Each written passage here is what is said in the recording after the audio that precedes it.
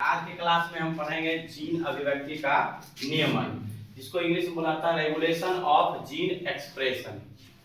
अब देखिए हम लोग पढ़ेंगे सबसे पहले यूकैरियोटिक जीवों में जीन अभिव्यक्ति का नियमन कैसे होता है, फिर पढ़ेंगे प्रोकैरियोटिक जीव में जीन अभिव्यक्ति का नियमन किस प्रकार से होता है। सबसे पहले देखते हैं इन यूकैरियोट्स यानी यूकैरियोटिक जीव में जीन अभिव्यक्ति का जो नियमन होता है मुख्य रूप से 4 स्तर पे होता है, यानी 4 लेवल पे जीन अभिव्यक्ति को नियमित किया जाता है। ये 4 स्तर क्या है? सबसे पहला है अनुलेखन के स्तर पर। अनुलेखन के स्तर पर जिसका इंग्लिश में हम लोग कह सकते हैं एट ट्रांसक्रिप्शनल लेवल। दूसरा होता है कूटलेखन के स्तर पर। कूटलेखन या स्थानांतरण भी बोल सकते हैं, कूटलेखन या स्थानांतरण के स्तर पर। स्थानांतरण के स्तर पर। तीसरा होता है mRNA का केंद्रक से कोशिका द्रव के भीतर प्रवेश करने के स्तर पर। mRNA का केंद्रक से कोशिका द्रव के भीतर प्रवेश करने के स्तर पर।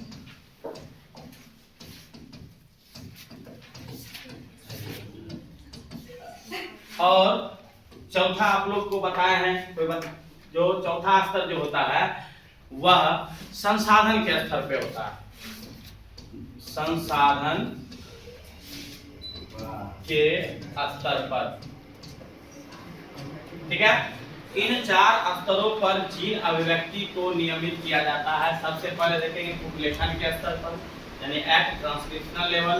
दूसरा होता है कूटलेखन के स्तर पर। तीसरा mRNA का केंद्रक से कोशिका द्रव के भीतर प्रवेश करने के स्तर पर। mRNA केंद्रक के भीतर समाहित रहते हैं क्योंकि अनुलेखन की प्रक्रिया केंद्रक के भीतर होती है। अनुलेखन में डीएनए जो होता है वह आरएनए के रूप में परिवर्तित होते हैं, यानी आरएनए का संश्लेषण करते हैं जो केंद्रक के भीतर संपन्न होता है। जबकि कूटलेखन की प्रक्रिया में mRNA से प्रोटीन का संश्लेषण होता है। अतः mRNA को कूटलेखन करने हेतु कोशिका के बाहर यानी उसकी कोशिका द्रव में आना पड़ता है। इसीलिए कूटलेखन की प्रक्रिया कोशिका द्रव के भीतर संपन्न है। इस प्रकार का जीन अभिव्यक्ति को नियमित किया जाता है यूकैरियोटिक जीवों के भीतर। जबकि हम अगर प्रोकैरियोटिक में देखते हैं तो प्रोकैरियोटिक जीवों के भीतर जीन अभिव्यक्ति का जो नियमन होता है वह कुछ विशेष स्थल द्वारा होता है। जैसे आप देखते हैं इन प्रोकैरियोट्स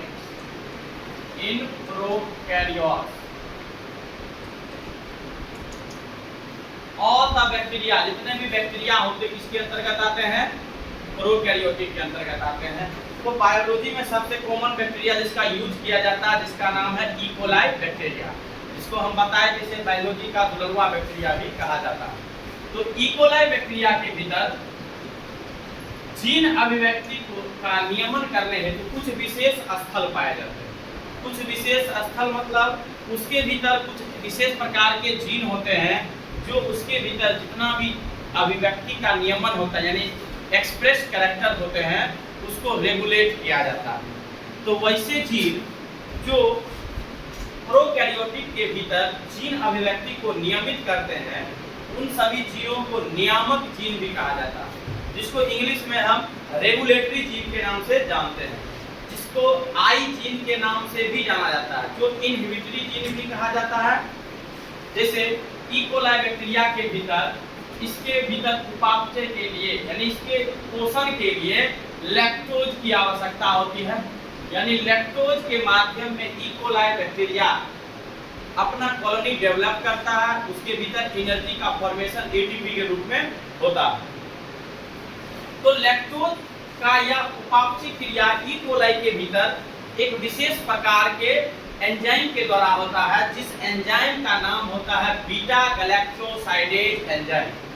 यानी बीटा गैलेक्टोसाइडेज एंजाइम जो है वह इकोलाई के भीतर बीटा गैलेक्टोसाइडेज। एज लगाने से क्या बन जाएगा, एंजाइम बता चुके हैं। बीटा गैलेक्टोसाइडेज एंजाइम क्या, ये एंजाइम है जो ई कोलाई के भीतर लैक्टोज का उपापचय करता है। यह एंजाइम क्या करता है, इट एक्ट्स ऑन लैक्टोज, यानी किस पे एक्ट करता है, लैक्टोज पे, जो लैक्टोज का जल अपघटन कर देता है। जल अपघटन पढ़े होंगे जिसको बोलते हैं हाइड्रोलाइसिस। आप लोग पढ़ेंगे विद्युत अपघटन, इलेक्ट्रोलाइसिस, एक होता है जल अपघटन जिसको बोलते हैं हाइड्रोलाइसिस। यानी beta galactosidase enzyme E coli के भीतर इस लैक्टोज को हाइड्रोलाइसिस कर देता है। हाइड्रोलाइसिस मींस जल अपघटन, हाइड्रोलाइसिस करता है, जिसके फलस्वरूप लैक्टोज को दो खंड में यानी ग्लूकोज प्लस गैलेक्टोज में तोड़ देता है। ग्लूकोज प्लस गैलेक्टोज में तोड़ देता है। लैक्टोज दो कंपोजिशन से मिलकर बने होते हैं, संश्लेषित होते हैं, एक ग्लूकोज और एक गैलेक्टोज। तो प्रोकैरियोटिक बैक्टीरिया के भीतर लैक्टोज के उपापचय के लिए बीटा गैलेक्टोसाइडेज एंजाइम की आवश्यकता होती है, जिसका निर्माण एक निश्चित जीन के द्वारा होता है, जिस जीन का नाम है जेड जीन। आगे बताते हैं इस टॉपिक के बाद। लैक ऑपेरॉन में 3 स्ट्रक्चरल जीन होते हैं जिसको संरचनात्मक जीन कहते हैं, जिसका नाम होता है जेड जीन, वाई जीन और ए जीन। जेड जीन जो होता है वह बीटा गैलेक्टोसाइडेज एंजाइम का संश्लेषण करता है, जबकि वाई जीन परमिएज एंजाइम का संश्लेषण करता है और ए जीन ट्रांस एसिटाइलेज एंजाइम का संश्लेषण करता है। 3 अलग अलग जीन द्वारा अन्य एंजाइम का संश्लेषण किया जाता है, जो विभिन्न प्रकार के उपापचय क्रिया के को संपन्न करने में मदद करते हैं। तो प्रोकैरियोटिक जीवों के भीतर लैक्टोज के हाइड्रोलाइसिस करने हेतु एक विशेष प्रकार की एंजाइम का प्रयोग किया जाता है, जिसका नाम है बीटा गैलेक्टोसाइडेज एंजाइम, जिसका संश्लेषण जेड जीन के द्वारा होता है। यह जेड जीन, इसका मतलब यह Z gene beta galactosidase enzyme के संश्लेषण को प्रेरित करता है। तो अतः प्रोकैरियोटिक जीवों के भीतर कुछ विशेष प्रकार के जीन होते हैं या स्थल होते हैं, जिसके द्वारा जीन अभिव्यक्ति को नियमित किया जाता है, रेगुलेट किया जाता है। वैसा जीन जो इस प्रक्रिया को रेगुलेट करते हैं उसे नियामक जीन कहा जाता है। जैसे नियामक जीन जो भी होते हैं, रेगुलेटरी जीन, या बैक्टीरिया के भीतर पाए जाते हैं जो उपापचय क्रिया को करने में सक्षम होते हैं। जैसे प्रोकैरियोटिक जीवों के भीतर कुछ विशेष स्थल के अंतर्गत आते हैं प्रचालक स्थल। प्रोकैरियोटिक के भीतर प्रचालक स्थल होते हैं, जिसको ऑपरेटर कहा जाता है।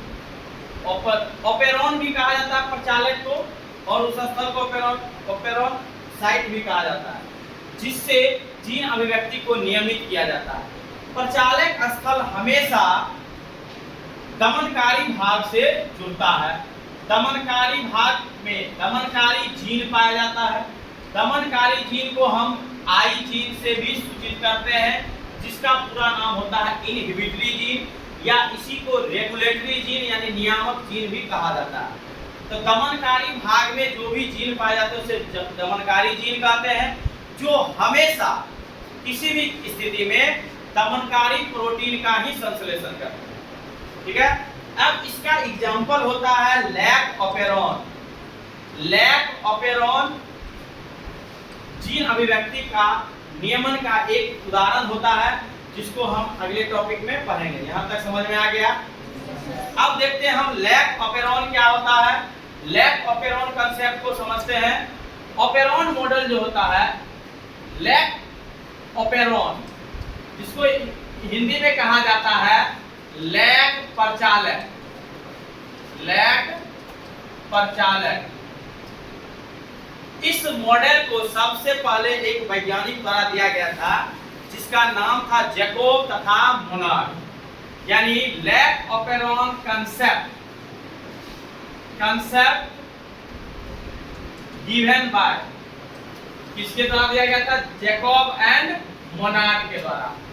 दो वैज्ञानिक था, जैकब और मोनार्ड, जिन्होंने ओपेरॉन कंसेप्ट को दिया था। लैक ओपेरॉन कंसेप्ट कहता है अगर कोई प्रोकैरियोटिक जीव है, जैसे यह एक इकोलाई बैक्टीरियल सेल है,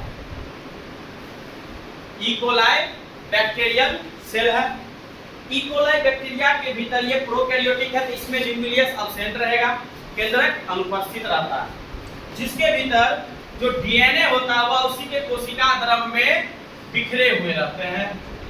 अब लैक ओपेरॉन जो होते हैं वह 4 स्थल से मिलकर बने होते हैं, यानी हम कह सकते हैं इट कंसिस्ट ऑफ, यानी इट कंसिस्ट ऑफ, पहला होता है उन्नायक स्थल जिसको प्रोमोटर कहा जाता है, दूसरा होता है नियामक जीव, नियामक जीव जिसको आई जीन भी कहा जाता है, तीसरा होता है ऑपरेटर प्रचालक स्थल या जीन भी कह सकते हैं, इस स्थल पे जो भी जीन पाता है इसको ऑपरेटर रीजन कहा जाता है।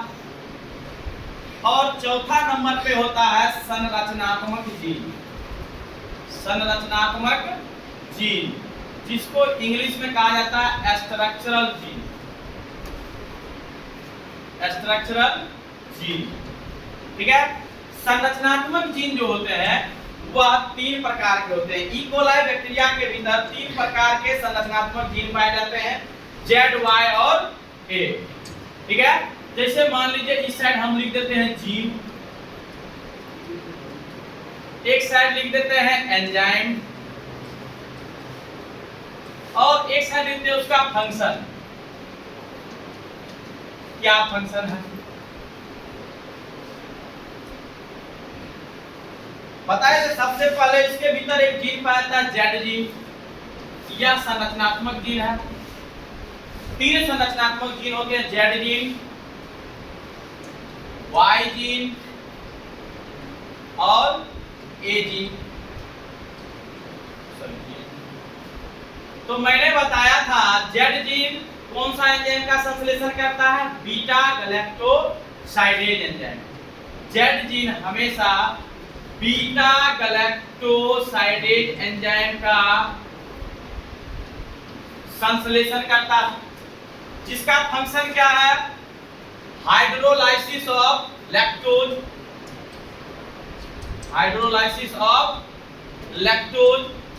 यह लैक्टोज का जल अपघटन करता है, हाइड्रोलाइसिस करता है, दैट मींस व्हाट, लैक्टोज को ग्लूकोज और गैलेक्टोज में कन्वर्ट कर देता है, विखंडित कर देता है। वाई जीन परमिएज एंजाइम का संश्लेषण करता है, जो ई कोलाई बैक्टीरिया के भीतर लैक्टोज की परमिएबिलिटी को बढ़ा देता है। परमिएबिलिटी मींस होता है पारगम्यता, यानी ई कोलाई बैक्टीरिया के भीतर लैक्टोज की पारगम्यता को बढ़ा देता है ताकि lac operon process switch on हो सके। तो ये इसका फंक्शन होता है इंक्रीज परमिएबिलिटी ऑफ लैक्टोज, या बीटा गैलेक्टोसाइडेज भी लिख सकते हैं। बीटा गैलेक्टोसाइडेज का भी परमिएबिलिटी बढ़ाता है। ए जीन हमेशा ट्रांस एसिटाइलेज एंजाइम का संश्लेषण करता है, जो एसिटाइल ग्रुप का, एसिटाइल समूह को ट्रांसफर करता है, दैट मींस इसीलिए इसका नाम पड़ गया ट्रांस एसिटाइलेज। जो इसका मेन फंक्शन होता है ट्रांसफर ऑफ एसिटाइल ग्रुप। यहां तक समझ में आ गया 3 संरचनात्मक जीन का क्या होते हैं। अब देखिए 3 संरचनात्मक जीन हमने बताया था पिछले टॉपिक में। सपोज या ई कोलाई बैक्टीरिया है, ई कोलाई बैक्टीरिया के भीतर उसका न्यूक्लियस, इसके भीतर एक उन्नायक स्थल होता है, प्रमोटर रीजन, जिसको हम पी से डिनोट कर सकते हैं, और बीच में आई जीन होता है, आई जीन जिसको इनहिबिटरी जीन या नियामक जीन भी कहते हैं, उसके बाद पुनः यहाँ पर एक प्रमोटर रीजन होता है, जहां से पुनः फिर अनुलेखन या कुटलेखन आसानी से संपन्न हो सके।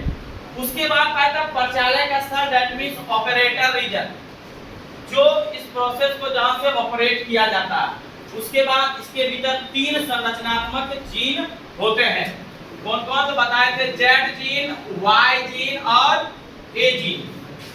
अब देखिए, इतना याद करने का एक ट्रिक है जिसको बताए थे आप लोग को। इसको याद करने का एक ट्रिक है पिपोजया।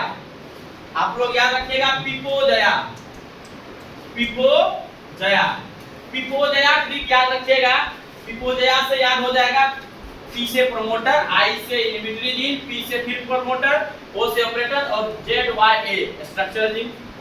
ठीक। अब देखिए, अगर मीडियम में लैक्टोज, लैक ऑपेरॉन में लैक मींस होता है lactose, lac means lactose, lac का मतलब क्या होता है? लैक्टोज। यानी अगर माध्यम में लैक्टोज है, ई कोलाई बैक्टीरिया अपना न्यूट्रिशन किससे लेता है? लैक्टोज से लेता है। माध्यम में लैक्टोज है तो यह अपना पोषण लैक्टोज से लेगा। सपोज ये सब लैक्टोज है, ठीक है। अब लैक्टोज जब ई कोलाई के भीतर प्रवेश करेंगे, ई कोलाई सेल के भीतर, तो लैक ऑपेरॉन प्रक्रिया क्या होगा? स्टार्ट हो जाएगा, यानी स्विच ऑन हो जाएगा। और लैक्टोज नहीं है तो यह माध्यम स्विच ऑफ हो जाएगा। मतलब हमेशा कुछ न लैक ऑपेरॉन चालू रहते हैं, लेकिन एक सक्रिय रूप से लैक्टोज के उपस्थिति में यह क्रियाशील होता है। लैक्टोज के उपस्थिति में प्रमोटर रीजन से आरएनए पॉलीमरेज एंजाइम बन जाता है, जैसे ये आरएनए पॉलीमरेज एंजाइम है। आरएनए पॉलीमरेज एंजाइम अनुलेखन स्टार्ट कर देता है, जो एमआरएनए का फॉर्मेशन करता है। एमआरएनए से क्या बनेगा? प्रोटीन बनेगा। तो मैंने बताया था ये दमनकारी जीन संरचनात्मक जीन है, जो नया आरएनए और प्रोटीन का संरचना करता है। और यह भी बताया था कि दमनकारी जीन हमेशा दमनकारी आरएनए और हमेशा दमनकारी प्रोटीन का ही संश्लेषण करता है। तो दमनकारी जीन हमेशा कैसा प्रोटीन बनाएगा? दमनकारी एमआरएनए, और प्रोटीन भी बनेगा। कैसा बनेगा? दमनकारी प्रोटीन बनाएगा, ठीक है। अब लैक्टोज के उपस्थिति में यह आरएनए पॉलीमरेज एंजाइम पुनः सक्रिय होकर प्रमोटर रीजन में जुड़कर क्या अनुलेखन की प्रक्रिया स्टार्ट कर देता है, जिसमें नया आरएनए, एमआरएनए और प्रोटीन का संश्लेषण होता है। अब देखिए, जेड जीन जो होता है, जेड जीन या बीटा गैलेक्टोसाइडेज एंजाइम का संश्लेषण करता है। बीटा गैलेक्टोसाइडेज जो माध्यम में लैक्टोज लेता है, इसको हाइड्रोलाइसिस कर देता है, और इससे इस बैक्टीरिया को क्या मिल जाता है? एनर्जी मिलता है। किस रूप में? एटीपी के रूप में। और वाई जीन जो है वह परमिएज एंजाइम का संश्लेषण करता है, जो लैक्टोज की परमिएबिलिटी को बढ़ा देता है। किसके भीतर? ई कोलाई के भीतर। और ए जीन बताए थे, ए जीन ट्रांस एसिटाइलेज एंजाइम का संश्लेषण करता है, जो एसिटाइल ग्रुप का स्थानांतरण करता है। यानी इस प्रोसेस में हम देखें तो लैक्टोज किस तरह कार्य करता है। लैक्टोज की उपस्थिति में यह प्रोसेस स्विच ऑन होता है। स्विच ऑन होगा कब? In presence of lactose, presence of lactose. और यह प्रोसेस स्विच ऑफ हो जाएगा कब? लैक्टोज के एब्सेंस में, इन एब्सेंस ऑफ लैक्टोज। यानी ई कोलाई के भीतर लैक ऑपेरॉन लैक्टोज की उपस्थिति में सक्रिय हो जाती है, जबकि लैक्टोज के अनुपस्थिति में यह निष्क्रिय हो जाती है। इसका मतलब लैक्टोज इस प्रोसेस में उत्प्रेरक का कार्य करता है। इट एक्ट्स एज इंड्यूसर, इसको हिंदी में क्या कहा जाता है? उत्प्रेरक। तो लैक्टोज का मेन फंक्शन क्या होता है? इंड्यूसर का फंक्शन होता है, ठीक है। लैक्टोज किस तरह कार्य करते हैं? Acts as inducer. तो इन लैक ऑपेरॉन हम बोल सकते हैं in lac operon lactose acts as inducer. Inducer means होता है उत्प्रेरक, हिंदी में क्या बोलते हैं इसको? उत्प्रेरक। ये क्वेश्चन ऑब्जेक्टिव में आते हैं, याद रखिएगा, नीट का भी क्वेश्चन है और बोर्ड में भी पूछा गया है। लैक ऑपेरॉन में लैक्टोज का मुख्य कार्य क्या होता है? इट एक्ट्स एज इंड्यूसर, या किसका काम करता है? इंड्यूसर का, यानी उत्प्रेरक का कार्य करता है। समझ में आया? और यह प्रोसेस स्विच ऑन कब होगा? लैक्टोज के प्रेजेंस में। स्विच ऑफ कब होगा? लैक्टोज के अब्सेंस में। ठीक है, ये कंसेप्ट समझ में आ गया? ठीक है, तो लैक ऑपेरॉन कंसेप्ट आज आपका समाप्त हो गया। इसके बाद नेक्स्ट टॉपिक पे नेक्स्ट क्लास में हम बात करेंगे।